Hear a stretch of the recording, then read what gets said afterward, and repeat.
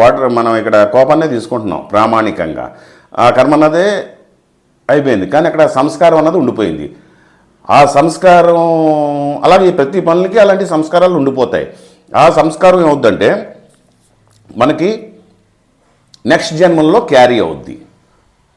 అందుకే జన్మలు తేడా రావడానికి కారణం ఏంటంటే, అంటే ప్రతి ఒక్కళ్ళు ఒకలాగే ఎందుకు పుట్టరు అనడానికి కారణం సంస్కారాలు క్యారీ అవుతాయి. దాన్ని మనం మామూలుగా ఏమంటారు, కర్మల కింద, రెండు కర్మల కింద కలిపేస్తున్నాం. మనిషి ఏం చేస్తున్నాడు, మనం ఇది కర్మ అనుకుంటున్నాం, ఇది కర్మ కాదు. కర్మ అన్నది దాని ప్రతిఫలంతో ఆ కర్మ అన్నది తీరిపోతుంది అక్కడికి, కానీ సంస్కారం అన్నది ఉండిపోతుంది. ఈ సంస్కారం జన్మలకి క్యారీ అవుద్ది. ఈ సంస్కారాలు ఎలాగంటే అతను జీవించిన విధానం బట్టి, అంటే ఇది కోపం మనం తీసుకుంటున్నాం